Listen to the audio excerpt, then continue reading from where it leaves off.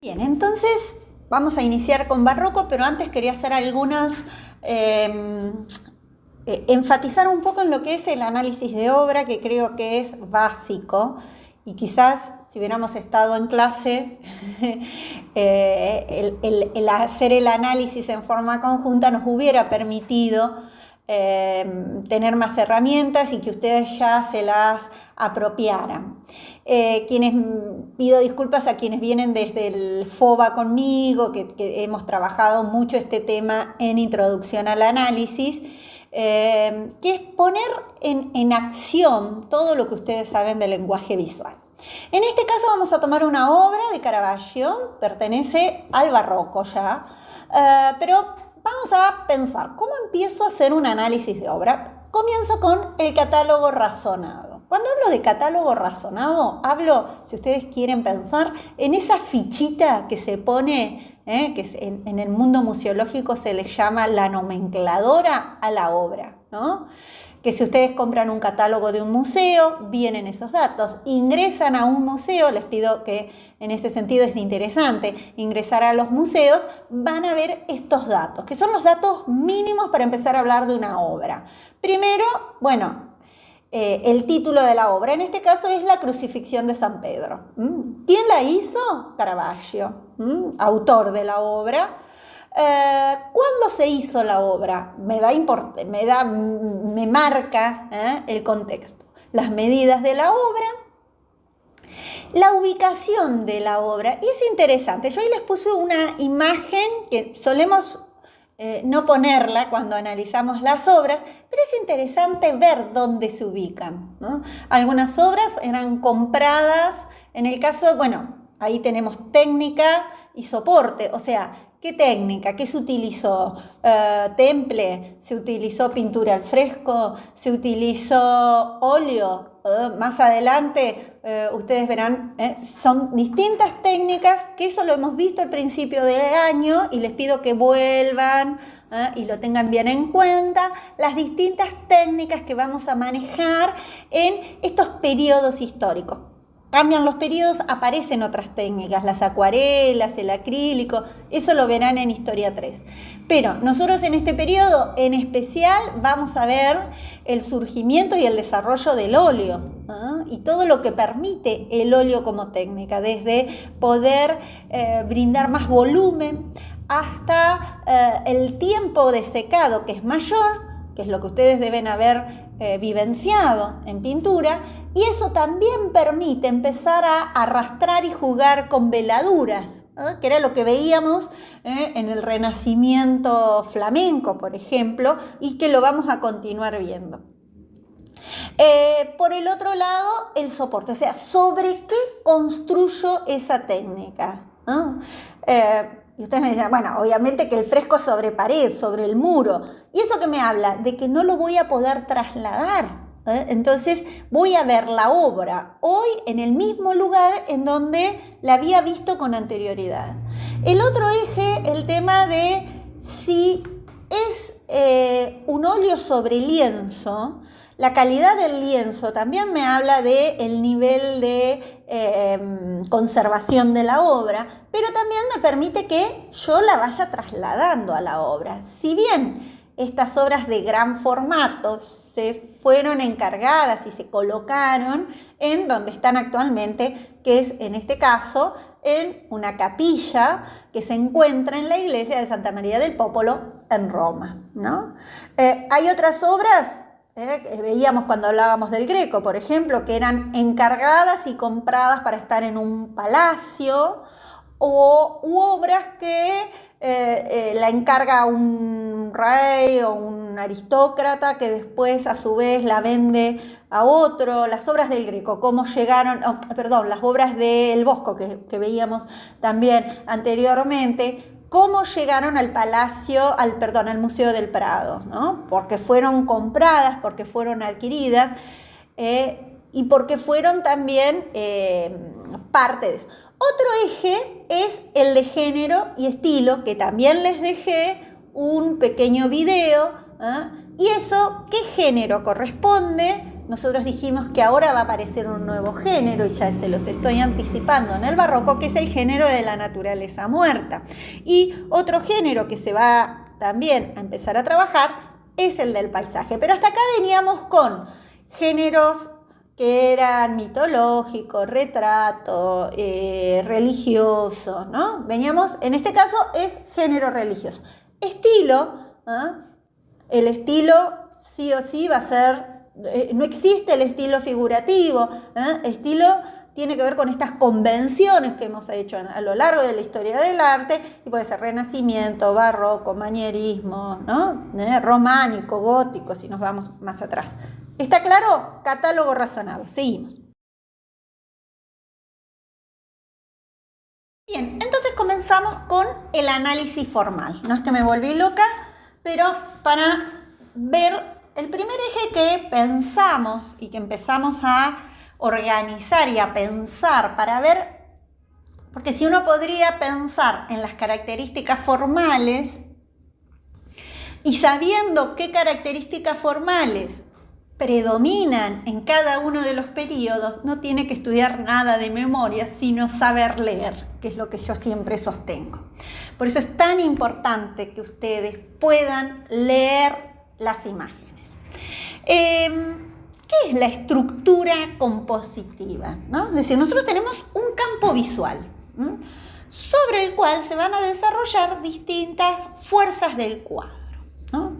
El cuadro tiene un marco de encierro, y hay elementos que se perciben dentro del cuadro, que se perciben pero no se ven, y a eso le vamos a llamar fuerzas, tensiones.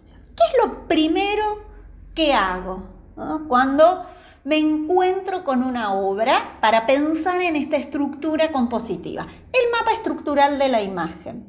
Entonces, señalo ese marco de encierro, y ese marco de encierro, o sea, los límites de la obra, me van a dar los distintos formatos.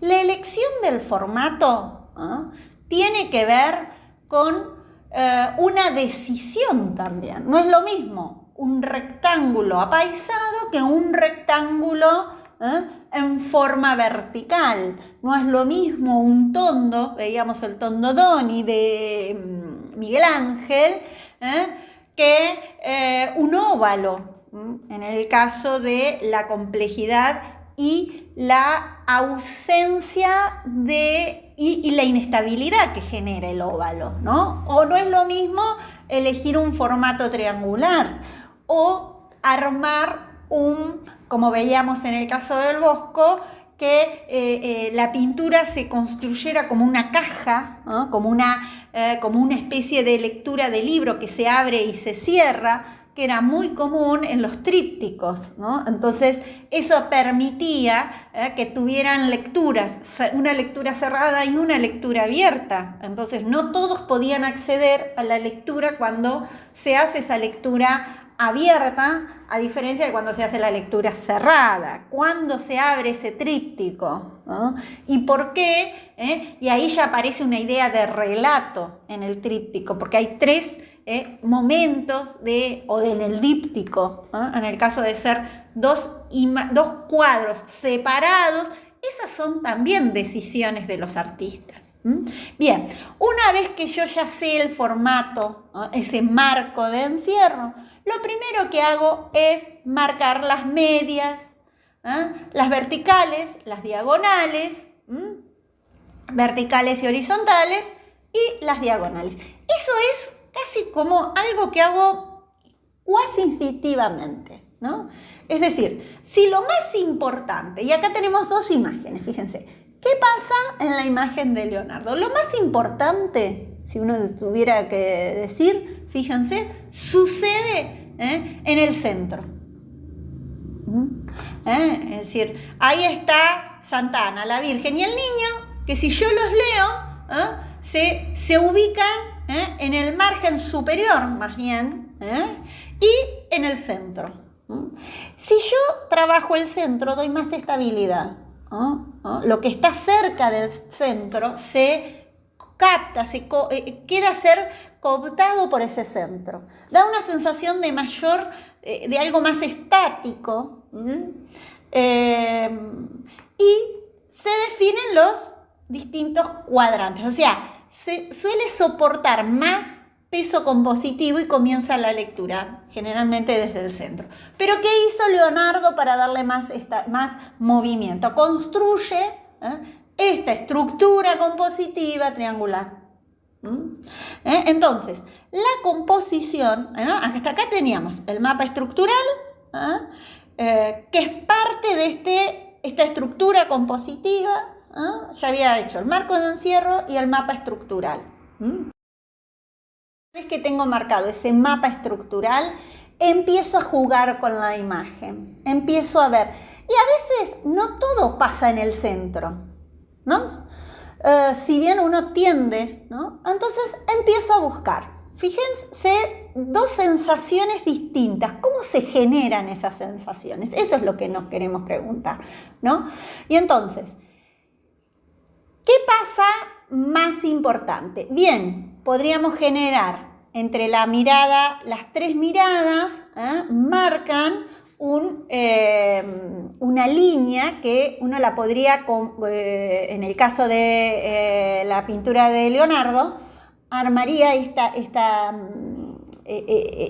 este semicírculo, podríamos decir, que unifica el brazo con el niño, ¿no? Y que a su vez también enfatiza siempre en ese centro y en esa estructura compositiva que va a marcar un modo de organizar el espacio que tiene que ver entonces con un esquema compositivo piramidal, triangular, que da estabilidad porque hay un centro, pero marca jerarquía, ¿no? Entonces aparece esta típica estructura, este típico esquema compositivo tan leonardesco, tan utilizado en el Renacimiento, que tiene que ver con esta pirámide constructiva. ¿Qué pasa en el caso? Bueno, esa pirámide constructiva puede ser también dada vuelta. Pero ¿qué pasa en el barroco con esa pirámide constructiva, podríamos decir, ¿no? No hay una pirámide constructiva. Intentan armar una pirámide, no hay. ¿Qué tensiones, direcciones dominan? Las horizontales, las ortogonales, horizontales y verticales, o las diagonales. Si ustedes se fijan, empiezan a dominar estas diagonales. Y decíamos que cuando mayor cantidad de diagonales, de tensiones diagonales, aparece esta sensación de dinamismo. Ya no es una composición estática. Y es quizás una de las características que observamos. Después vamos a ver cómo marcamos estas diagonales. ¿A partir de qué elementos? A partir de cómo posicionamos las formas. Otro elemento, cómo dirigimos las luces.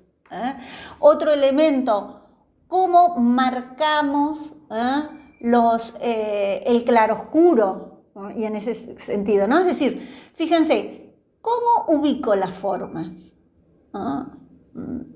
¿Cómo ubico en esa relación? Y aquí aparece, dentro de este análisis de la estructura compositiva, la relación figura-fondo. Domina la figura sobre un fondo que prácticamente es inexistente. Algunos elementos, podríamos decir, en el margen inferior. ¿Qué pasa en el cuadro de Leonardo? Hay mayor cantidad de elementos en el fondo. Vamos a ver por qué y para qué me sirve ese fondo posteriormente. Pero la relación figura-fondo, figura dominante sobre un fondo prácticamente inexistente, figura dominante, cómo es el fondo ¿no? También tiene que ver, está definido, no está definido, la figura se me presenta definida sobre el fondo, hay como una línea que yo puedo recortar o no. Todas esas son características en esta relación figura-fondo, que ustedes también la trabajaron en el lenguaje. Otro elemento, entonces hablábamos de esa estructura compositiva, o sea, cómo se distribuye los elementos formales en ese campo visual. Eso es la estructura compositiva. ¿Cuáles son los elementos formales que voy a tener? Forma, línea. La línea es un elemento plástico, un elemento expresivo, ¿no? Yo sé que ustedes trabajan mucho la línea, ¿no? Entonces, cuando ustedes hablan del tipo de línea, es la línea que domina en la composición, en la imagen. ¿Qué domina? Líneas rectas, líneas curvas, ¿no? Líneas quebradas, líneas onduladas, líneas convergentes, horizontales, oblicuas.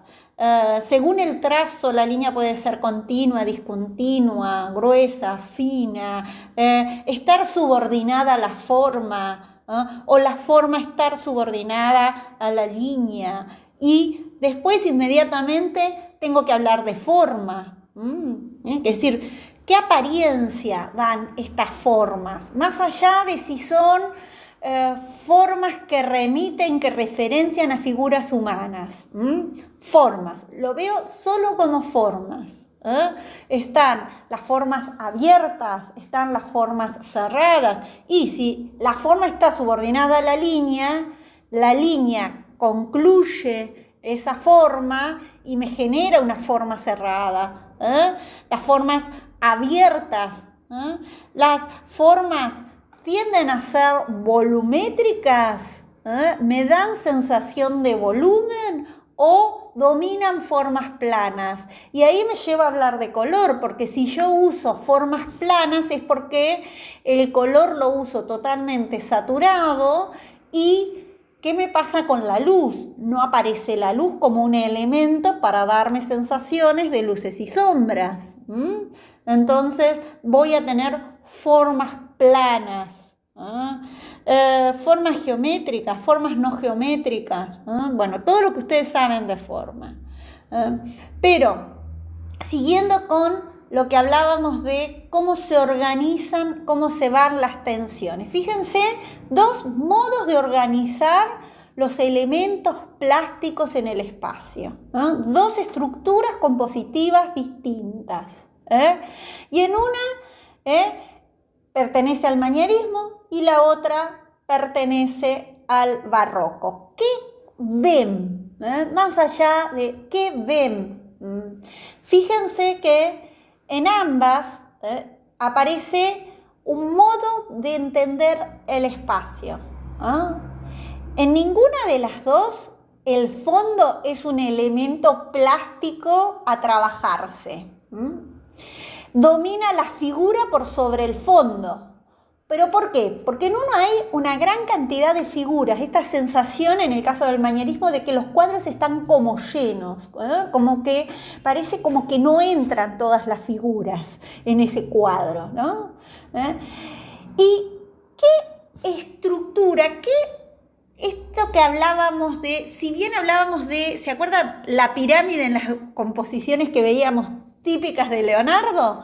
Bueno, acá queda la típica serpentinata. Fíjense, ingresen al cuadro desde el margen inferior derecho, sigan esa lectura por esa mujer que une es decir, si bien está esta cruz, diríamos, la representación de la cruz como una gran línea vertical que divide al cuadro en dos partes, pero fíjense cómo me lo unifica. Ingresen al cuadro por el margen inferior derecho, sigan por la mujer arrodillada, que toma a María, que la ve, y junto con todas esas mujeres, sigan por quienes están prácticamente colgado haciendo malabares en la escalera para sostener las rodillas de Cristo, que también tiene en sí mismo una forma serpentinata. Y si ustedes lo siguen a Cristo, van a concluir en quien está arriba, desarmándolo y sostenido, como mirando, como marcando una espacialidad en la parte de la cruz horizontal, que no está marcando una división entre el arriba y el abajo, sino que está generando esta sensación de yo no entro en el cuadro, prácticamente está como incómodo en el cuadro, ¿no? Y fíjense qué sucede con la imagen del Caravaggio, el descenso de la cruz. No busca Caravaggio el momento en el que lo están por sacar de la cruz, por bajar de la cruz. Lo que busca Caravaggio, en este caso, ¿qué es? El momento en donde le entregan el cuerpo, el momento de mayor dolor de una madre, le entregan el cuerpo, y ahí, ¿qué aparece? Se congregan en esta diagonal. ¿Y qué me marca la diagonal? ¿Son las formas o la luz? Si ustedes se fijan, el halo de luz es el elemento compositivo que domina para marcar qué tengo que ver y dónde tengo que ver, ¿no? Fíjense, dos modos de comprender una imagen manierista, una imagen barroca. Entonces, dos imágenes manierista barroca. ¿Qué elementos? Habíamos hablado que empezábamos a hablar del tema de la paleta, ¿no? ¿Qué hablamos cuando hablamos de paleta? Tenemos que tener en cuenta qué color ocupa mayor cantidad en ese campo visual, mayor cantidad, con mayor dimensión en ese campo visual, cuál es el color que estaría subordinado a ese color dominante y cuál sería el acento, aquel color que ocupa menor cantidad pero tiene una gran pregnancia, pero llama mucho la atención, acentúa el punto en donde quiere llamar la atención del observador. Por otro lado, cuando una vez ya definí eso, voy a definir la temperatura que tiene ese color, es decir, si dominan una paleta cálida o una paleta fría.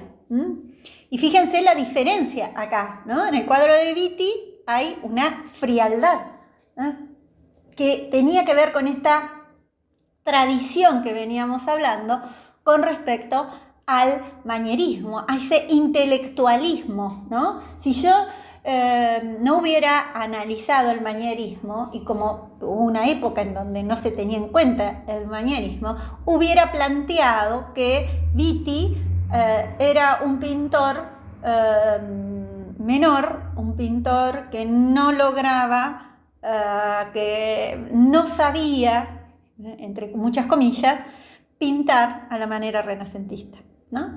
Y no hubiera planteado, bueno, acá se ve claramente la forma serpentinata por parte de la Virgen, una estructura compositiva, un modo de organizar la figura, de organizar el espacio, de guiar la percepción, que lo habíamos marcado en las imágenes manieristas.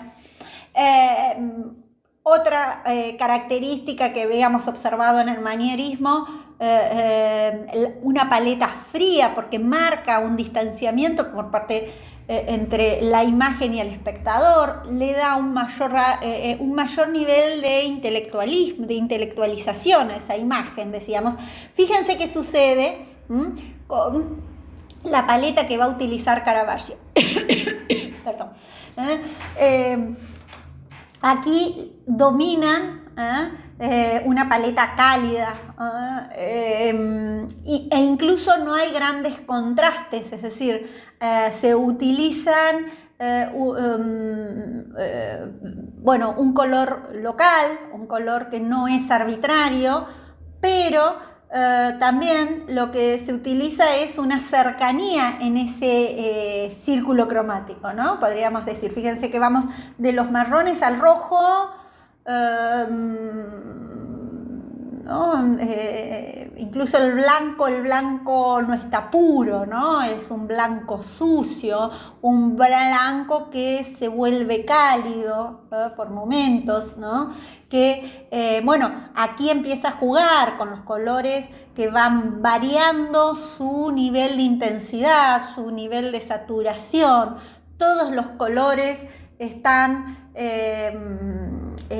modelados, es decir, el color va haciendo como si fuera también un escultor, ¿no? Que va armando ese volumen, pero lo que más domina en el cuadro del Caravaggio es la luz.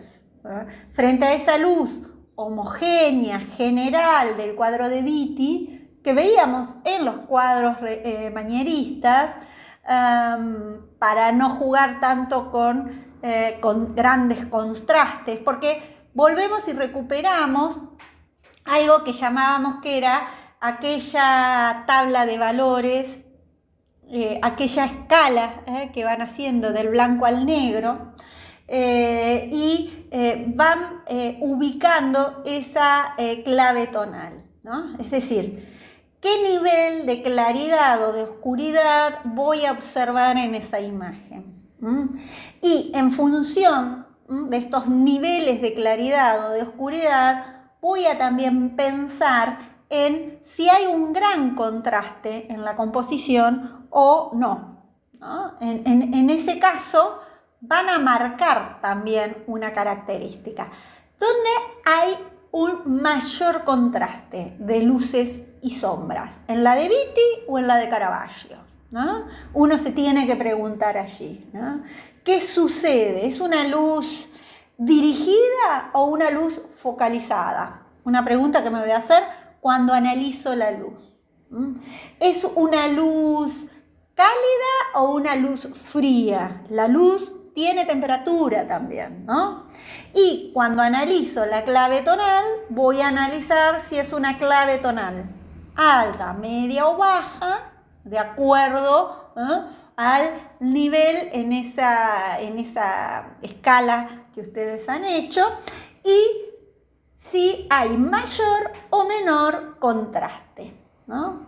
Y estos van a ir anunciando indicadores espaciales. O sea, la luz, el color, el valor, son elementos que yo tengo para poder marcar y dar la sensación de volumen, recordando que lo que estoy haciendo es trabajando en la bidimensión y dando la ilusión de tridimensión. Esa ilusión, esa convención que empieza a desarrollarse, primero por la perspectiva, luego vamos a ver con el claroscuro, con algunas resoluciones como el Scorzo o la Veduta, que lo veíamos en el Renacimiento, son resoluciones típicas de esta pintura que surge desde el Renacimiento, que va a dominar hasta el Romanticismo aproximadamente, y que se va a empezar a poner en duda en el siglo XIX para romperse en las vanguardias.